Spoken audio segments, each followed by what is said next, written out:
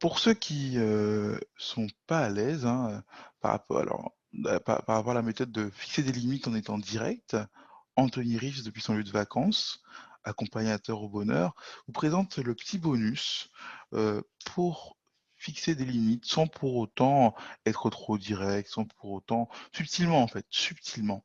Alors déjà, l'une des choses, c'est le pourquoi. Les questions parfois peuvent être très fortes et peuvent désarçonner quelqu'un. Très simplement pour, en fait, ça fait une forte impression et ça peut le déstabiliser. L'exemple qu'on a pris précédemment: «Bah, tiens, avec ta fille, on va faire des courses» ou «Ça te dérange pas si je vais faire des courses, avec ta fille tout à l'heure, ta fille adolescente?» «Pourquoi? Comment ça pourquoi? Pourquoi tu as besoin d'elle pour faire des courses? Tu es un grand garçon, je pense que tu peux te débrouiller tout seul», avec un peu d'ironie, vous voyez? Vous pouvez faire, cette personne-là réfléchir et la mettre mal à l'aise et après, encore subtilement: OK, tu sais, en temps normal, il y aurait pas eu de souci, mais là, j'aimerais qu'il fasse quelque chose pour moi, ce sera une prochaine fois.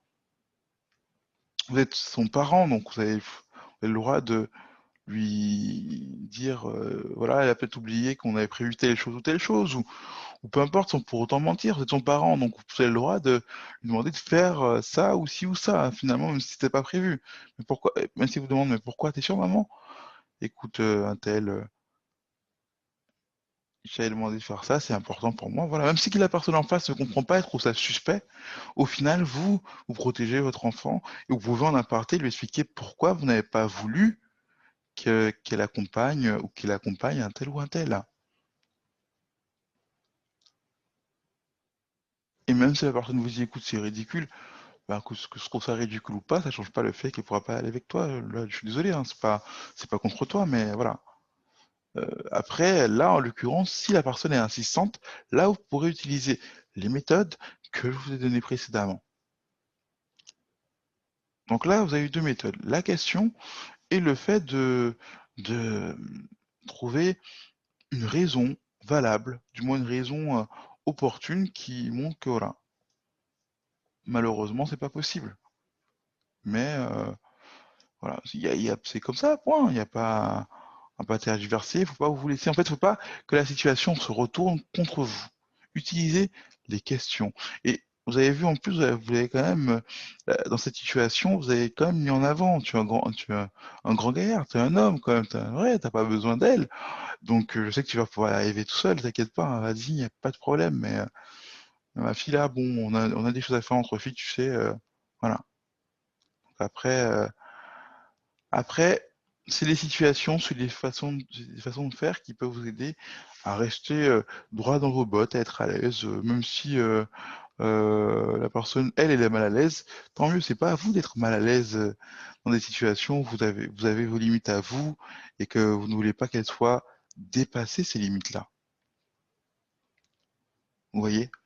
Donc, il y a déjà cette méthode de questions et d'adaptation, en fait, à la situation rapidement. Vous avez le pourquoi, comme on l'a dit, qui est très fort, qui est déstabilisateur, mais pourquoi, en fait, dans cette situation? Alors que c'est simple, juste aller faire des courses avec sa fille, où est le problème? Même si, voilà, le pot est le mal, c'était prévu, je pensais que tu aurais accepté, voilà. Vous vous laissez pas désarçonner. C'est, mais même dans cette situation-là, vous pouvez réutiliser le pourquoi. Mais pourquoi tu réagis comme ça? De toute façon, on est bien d'accord, c'est ma fille, alors pourquoi il y aura un problème? Et même quand la personne montre ses grands chevaux, mais tu penses que je vais faire quelque chose de particulier avec ta fille ou quoi? Tu m'as pris pour qui? Encore une fois, pourquoi tu réagis comme ça? C'est parce que j'ai sous-entendu. Tu penses que tu avais des arrière-pensées peut-être? Et là, ça la déstabilise, même si parfois ça peut lui sembler bizarre ou ça peut l'agacer.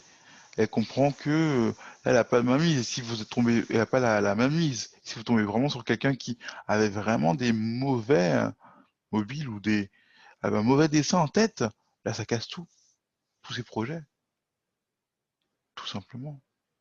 Comme les enfants, pourquoi? Et bien sûr lui donner un argument de valeur, un argument qui la valorise. Je sais très bien que tu as pas besoin de ma fille pour, ou de ça pour, parce que tu as déjà réussi à faire ci ou ça dans telle situation, sans pour autant avoir besoin de l'aide de quelqu'un d'autre. Oui, mais non, moi j'ai totalement confiance en toi. En restant positif. Je sais que tu vas pouvoir y arriver. Là, malheureusement, nous, on a des choses à faire, mais c'est gentil d'avoir proposé, d'avoir pensé à elle.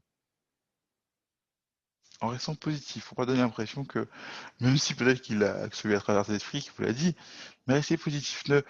Ne, n'en démordez pas. Ne vous laissez pas démonter, quoi.